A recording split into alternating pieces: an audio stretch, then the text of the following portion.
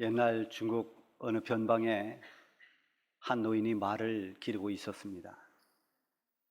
이 말이 어느 날 저 국경 너머로 오랑캐들이 있는 먼 곳으로 도망을 가버리고 말았어요. 그래서 마을 사람들이 안타까워하면서 위로합니다. 그때 이 노인이 말했습니다. 아닙니다. 오히려 이것이 복이 될 수도 있습니다. 그런데 정말 얼마 후에 이 도망갔던 말이 저보다 훨씬 더 좋은 말을 하나 드리고 두 말이 함께 들어왔습니다. 그래서 마을 사람들이 역시 당신 말이 맞군요. 참 당신은 복받은 사람입니다. 그랬더니 또 이 노인이 아닙니다. 또 이게 화가 될 수도 있습니다. 이 새로 들어온 준마, 말이 너무나 멋져서 그 아들이 이 말을 늘 타기를 좋아했습니다. 하루는 말을 타다가 그 말에서 떨어져서 다리가 부러졌습니다. 얼마나 안타까운 일입니까? 그래서 마을 사람들이 또 위로했더니 노인이 말합니다. 아닙니다. 그래도 이것이 또 복이 될 수도 있지 않겠습니까? 그리고 1년이 지난 뒤에 전쟁이 났습니다. 전쟁이 나서 그 주변의 모든 젊은이들이 전쟁터에 소집이 돼서 싸우다가 전사하는 그런 일이 생겼을 때 이 아들은 다리를 다쳤기 때문에 끌려가지 않았습니다. 목숨을 구할 수 있었습니다. 자, 이것이 바로 우리가 말하는 세웅지마라는 말의 유래입니다. 세웅지마, 인생사 다 세웅지마다 그렇게 말을 하죠. 이 말에 의하면 좋을 때가 있는가 하면 나쁠 때도 있고 화를 당할 때가 있는가 하면 또는 복이 될 때도 있다. 이런 인생을 이야기한 것입니다.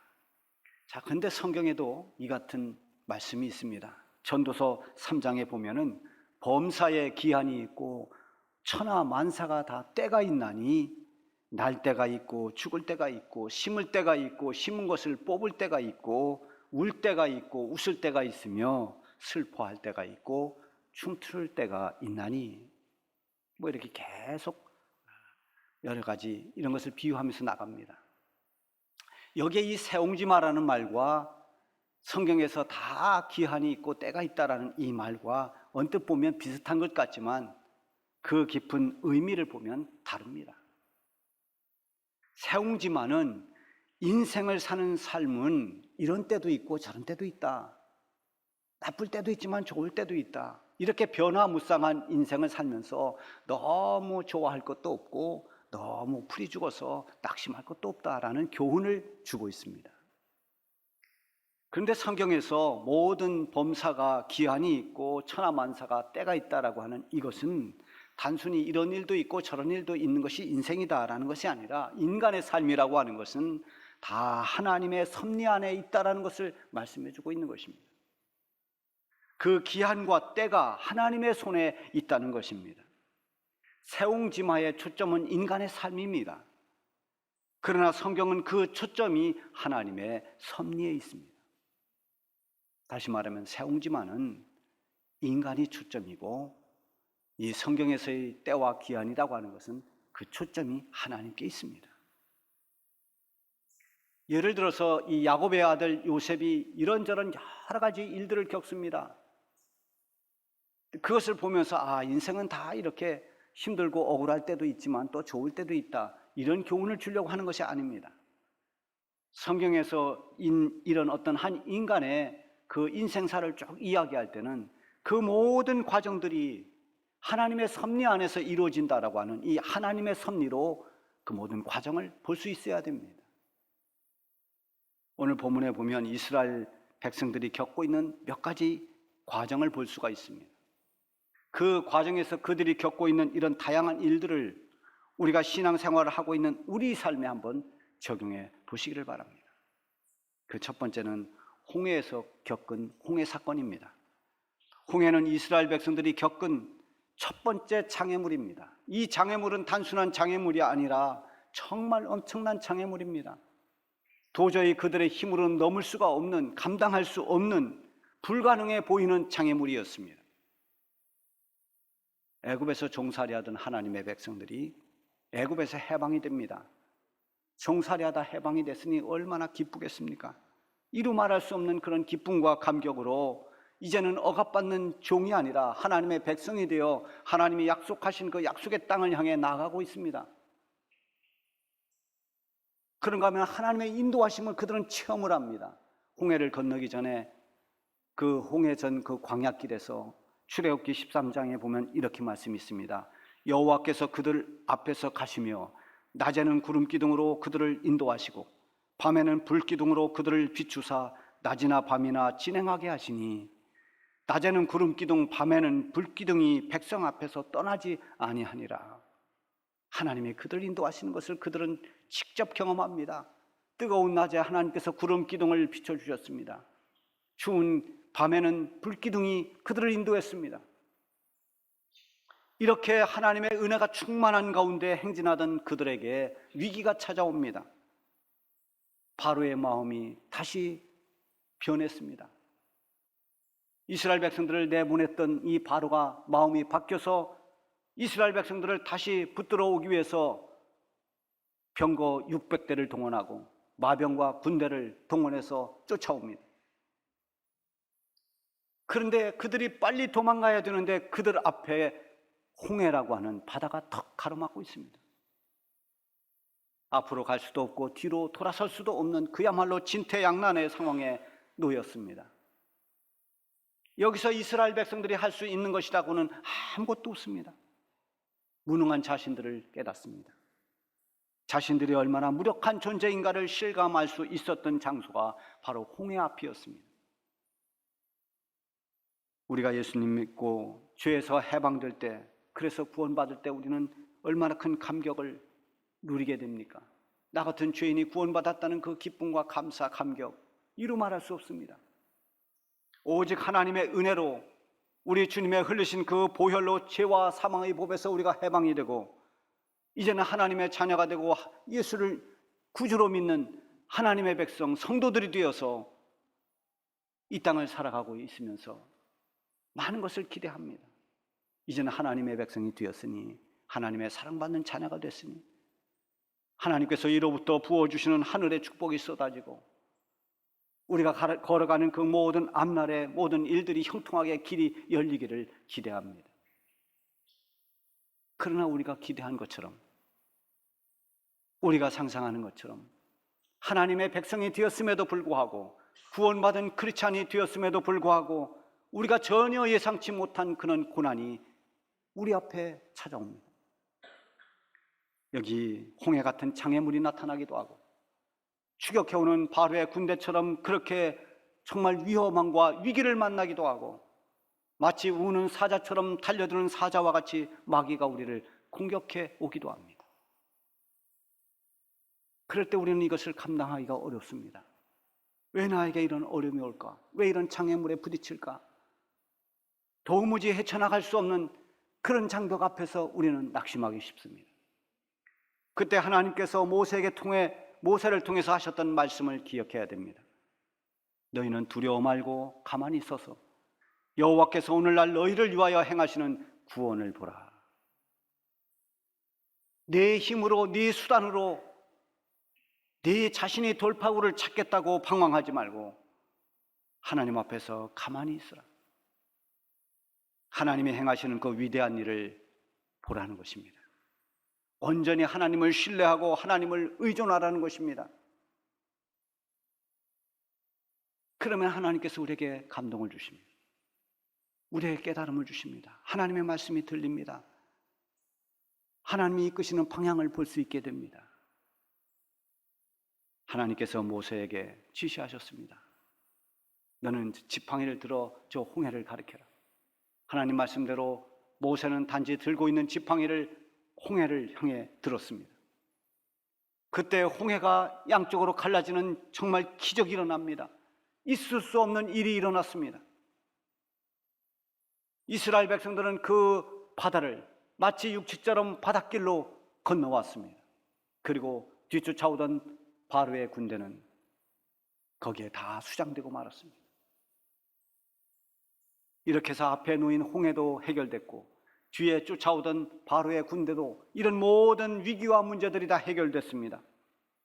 이스라엘 백성들은 너무나 좋았습니다. 너무 기뻐 노래를 불렀습니다. 하나님을 찬양했습니다. 21절에 보면 모세의 누이 미리암의 노래가 나옵니다. 너희는 여호와를 찬송하라. 그는 높고 영화로우시며 말과 그 탄자를 바다에 던지셨음이로다. 여러분, 우리가 예수님을 영접하고 해방돼서 죄에서 해방돼서 하나님 백성으로 성도로 삶을 살아도 감당하기 어려운 고난이나 위기의 때를 만나게 됩니다. 그러나 그것은 우연히 찾아온 것이 아니라 우리가 극복해 나가도록 만드신 하나님의 때라는 것을 기억해야 됩니다. 그때 가만히 있는 훈련을 해야 됩니다. 내 힘으로 몸부림쳐서 해결할 수 없습니다. 겸손히 하나님 앞에 엎드려야 됩니다. 하나님의 은혜와 능력을 믿고 철저히 하나님의 도우심을 구할 때 하나님께서 이스라엘 백성들을 홍해를 건너가게 하시고 쫓아오던 바로의 군대를 물리쳐 주신 것처럼 우리에게 당한 그런 모든 위기와 문제들을 극복할 수 있도록 도와주시고 마침내 우리로 하여금 기쁨과 감사의 찬송을 부를 수 있게 하시는 것입니다. 두 번째는 홍해 사건 후에 3일 만에 만난 마라의 사건입니다. 22절에 보면 모세가 홍해에서 이스라엘을 인도하며 그들이 나와서 수르 광야로 들어가서 거기서 사흘 길을 걸었으나 물을 얻지 못하고 홍해를 기적으로 건넌 이 이스라엘 백성들을 하나님께서 지름길로 인도하지 않았습니다. 저 위쪽 지름길로 가면 멀지 않아서 갈 수 있는 약속의 땅입니다. 그런데 그 길과는 전혀 상관없는 그 아래쪽으로 방향을 틉니다. 백성들이 3일 만에 이른 이 마라라고 하는 것은 지름길과는 먼 돌아가는 길입니다. 때로는 빨리 가는 것보다 돌아가는 것이 나을 때도 있습니다. 물론 먼 길을 가려면 돌아가려면 육체적으로 피곤합니다. 정신적으로 여러 가지 힘든 시간을 보낼 수 있습니다. 그래서 그렇게 돌아가는 동안에는 멀리 가는 그 동안에는 실망도 하고 또 괴롭기도 합니다. 그러나 최종적인 결과를 보면 쉽고 빠르게 얻은 것보다 여러 실패를 겪고 나서 얻은 것이 더 값질 때가 많습니다. 우리의 신앙생활이 그렇습니다. 쉽게 되고 빨리 되면 교만해지기 쉽습니다. 내 능력으로 됐다고 생각합니다. 하나님이 베풀어 주신 귀한 은혜를 은혜로 깨닫지 못합니다. 그러나 내 뜻대로 안 되고 길이 막히고 빙빙 돌아가고 실패하고 넘어지다가 하나님의 도우심을 받고 일어날 때, 문제를 해결할 때 비로소 하나님의 은혜가 얼마나 귀한지를 깨닫습니다. 하나님의 은혜에 감사하게 되고 겸손히 하나님 앞에 영광을 돌리게 되는 것입니다. 수르광야 3일 길은 물을 얻지 못해서 고생한 정말 그야말로 고난의 길이었습니다. 목마른 사람에게 필요한 것은 오직 물입니다. 타들어가는 갈증으로 고통받고 있는 사람에게 아무리 많은 금은 보화를 갖다 주어도 소용없습니다. 오직 목마름을 해결해야 할 물이 있어야 됩니다. 물을 마셔야 살아납니다.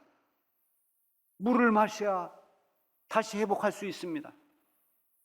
그때의 물은 생명의 물인 것입니다.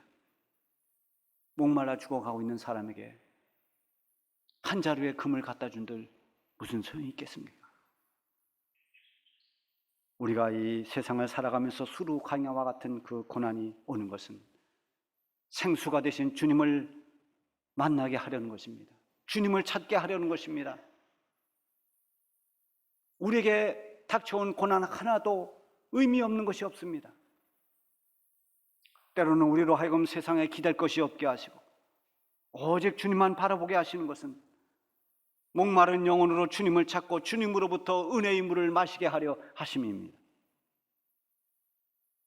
요한복음 7장 37절에 보면 예수님께서 누구든지 목마르거든 내게로 와서 마셔라 이렇게 말씀하십니다.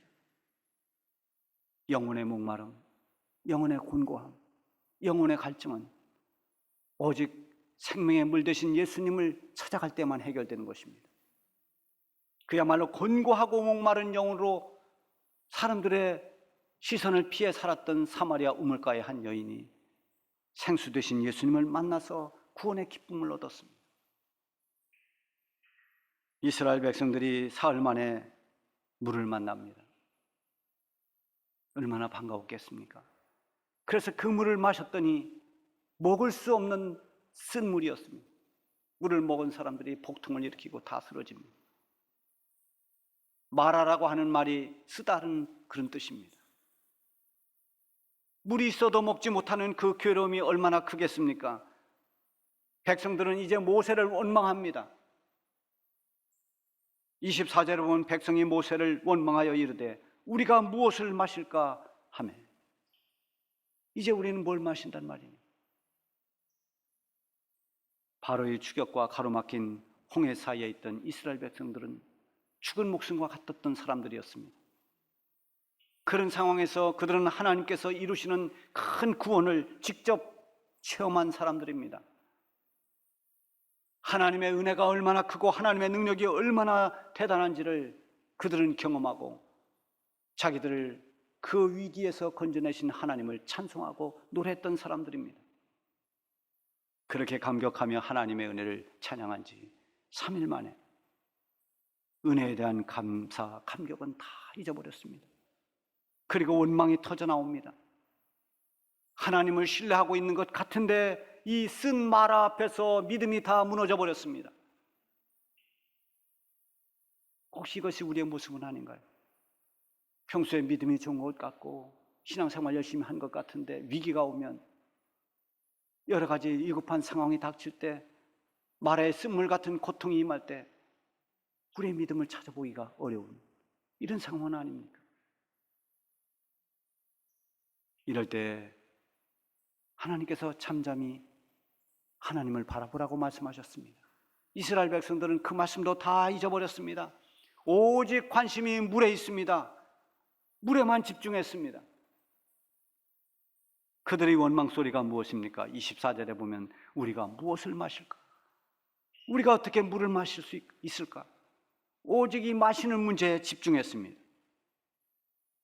신약성경에 보면 예수님이 이렇게 말씀하십니다. 너희가 무엇을 먹을까? 무엇을 마실까? 무엇을 입을까? 염려하지 마라. 이는 다 이방인들이 구하는 것이다. 너희 하늘 아버지께서는 이 모든 것이 너에게 있어야 할 줄을 아시느니라. 너희는 먼저 그의 나라와 그 일을 구하라. 그리하면 이 모든 것을 너희에게 더하여 주시리라. 이것이 주님께서 우리에게 가르쳐 주신 진리의 말씀입니다. 무엇을 마실까의 문제보다 먼저 하나님 나라와 의를 구하라는 것입니다. 이 말씀은 우리의 염려의 문제를 하나님이 이미 다 알고 계시니 먼저 하나님을 주목하라는 것입니다. 문제가 닥치면 먼저 하나님을 바라보라는 겁니다. 문제에 집중하고 문제에 매달리면 하나님이 보이지 않습니다. 문제는 점점 더 커집니다. 그래서 불안과 원망의 늪에서 빠져나오지를 못합니다. 문제가 커 보일 때 하나님은 보이지 않습니다. 그래서 약해집니다. 저는 목회를 하는 동안에 이런 일들을 참 수없이 경험했습니다. 어떤 문제가 생기거나 어려움이 왔을 때 그걸 골똘히 생각하면 그 문제가 점점 풍선처럼 커집니다. 그 문제가 짓누릅니다. 그러나 어느 순간 하나님 앞에 엎드려 기도할 때, 그리고 하나님의 말씀이 떠오르고 하나님의 위로가 있고 하나님의 임재를 느끼게 될 때, 하나님의 전능하심과 은혜를 다시 한번 깨닫게 하실 때, 그때부터 문제는 작아지기 시작합니다. 하나님의 위대하심을 보는 순간, 모든 문제를 해결하실 전능하신 하나님을 붙잡는 그 순간 문제는 사라지는 것입니다. 아니, 사라지지 않는다 하더라도 그 문제는 아주 작은 것이 되고 마는 것입니다. 이스라엘 백성들이 원망하는 문제는 쓴 물이었습니다. 이때 모세가 하나님 앞에 엎드려 기도합니다. 원망하는 그 백성들의 소리에 주목하지 않고 이 문제를 해결해 주실 하나님 앞에 엎드려 간절히 기도했습니다. 하나님께서 모세에게 해결책을 주십니다. 우리 성도들의 문제는 언제나 그 해결은 하나님께 있습니다. 사람이 풀 수 없는 문제는 수없이 많지만 하나님께서 풀지 못할 문제는 아무것도 없습니다. 하나님께서 한 나뭇가지를 가리키십니다. 여러분, 하나님이 손이 있어서 가리키는 게 아니죠. 이것은 환상 가운데 하나님이 지시하신 말씀을 깨달았습니다. 하나님이 가리키는 손, 우리의 눈은 언제나 하나님이 어디를 가리키나를 봐야 됩니다. 하나님이 가리키신 그 한 나뭇가지를 물에 던졌더니 써서 먹지 못한 그 물은 단물로 바뀌었습니다. 그 물을 온 백성들이 먹고 다시 힘을 얻었습니다. 갈증으로 죽어가던 영혼들이, 사람들이 살아났습니다. 생명을 얻었습니다. 쓴 물이 변해서 단물이 된 것입니다.